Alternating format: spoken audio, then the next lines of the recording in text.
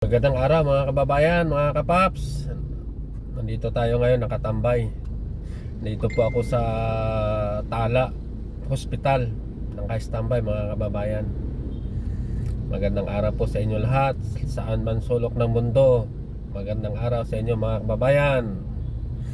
Meron po tayong balita ngayon mga kapaps, mga kababayan. Mainit-init pa. Ang ating mga kababayan doon sa Qatar na 17 ay pinalaya na po ng Qatari government dahil po sa pagkikipag-usap ng ating mahal na Pangulo na si PBBM. At sila po ipinalaya at wala na sila mga babayaran ng mga penalties. So maraming salamat sa ating mahal na Pangulo.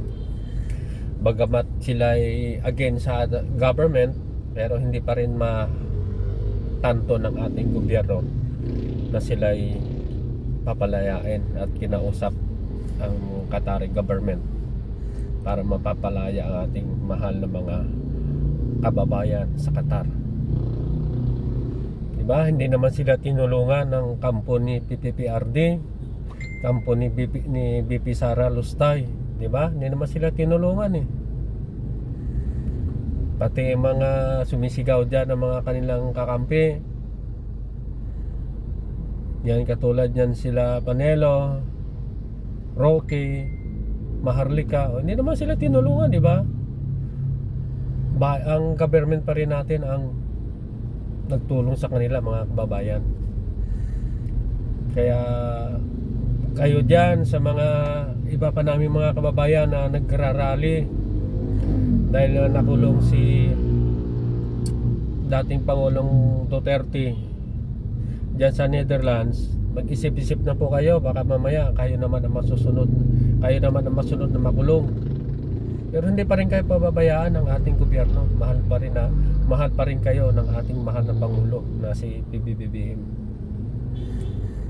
Kaya sana maging leksyon sa inyo yon, maging matuto na po tayo mga kababayan. Huwag tayo magpadalos-dalos, huwag tayo magdala ng magrally sa ibang bansa. At pag kayo makulong, kawawa ang pamilya nyo. Pero tutulungan pa rin kayo ng abot makakaya, maabot ang makakaya ng ating gobyerno. At tutulungan pa rin kayo mga mahal naming kababayan. Sana magtrabaho na lang kayo ng maayos dyan sa ibang bansa. At ito mga kababayan, pakinggan natin ang balita na si Attorney Claire Castro. Attorney Claire Castro ang tigasin. Hindi naman, nagsasabi lang ng totoo mga kababayan. Pakinggan po natin ang ni Attorney Claire Castro sa kanyang briefing sa Malacanang. Okay, maraming salamat mga kapaps. Kanina ay nakapagpulong si Pangulong Marcos Jr. kay Qatari Ambassador to the Philippines, Al Humidi. Sinabi ng Qatari Ambassador na pinalaya na ang 17 na inaresto sa Qatar at dinismiss na rin ang mga kaso laban sa kanila. Ayon kay Ambassador Al Humidi, ito raw ay refleksyon ng maganda at matatag na pagkakaibigan ng dalawang bansa. Ang pagpapalaya ay bunsod ng utos ng Pangulong Marcos na tulungang makalaya ang DMW, ang na-17. Isa po itong good news. Po Friday lang po nang in-announce ni DMW Secretary na provisionally release lang po. And in span of 3 days, biglang ito na-announce nyo na po na dismiss na po yung kaso. Can you expound on that? Yes, yan po ang magandang balita natin. Nakikita po natin kung gaano po ba kabilis magtrabaho ang ating Pangulo. Kaya parang ito po ay taliwas sa mga bintang ng iba na walang nangyayari sa ating bansa. Ito po ay talagang tinutukan po ng ating Pangulo para po mabigyan po ng tulong ang 17 na kababayan natin dito sa Qatar. At ito nga po ang naging resulta na madismiss na po ang kaso at mapalaya po sila. Yusek, alam na po kaya ba ng pamilya ng 17 na OFW?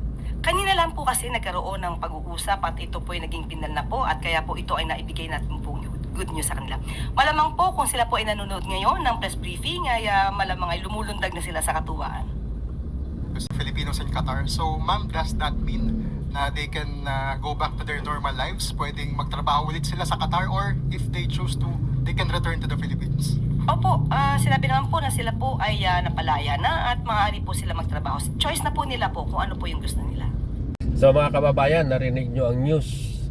Mainit-init pa na pinalaya na ang ating 17 kababayan sa Qatar.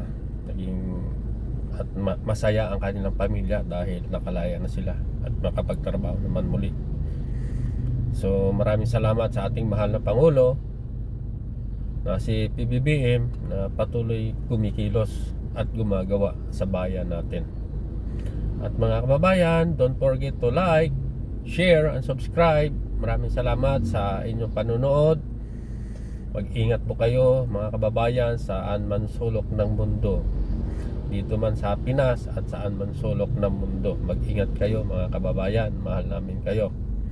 O sige siya habang wala pang pasahero. Wala pa rin pasahero na pumapasok sa Grab app ko mga kababayan. Sana mabigyan tayo ni Grab ng pasahero. O sige, maraming salamat muli sa inyong panonood sa aking munting channel. Please like and share mga kababayan.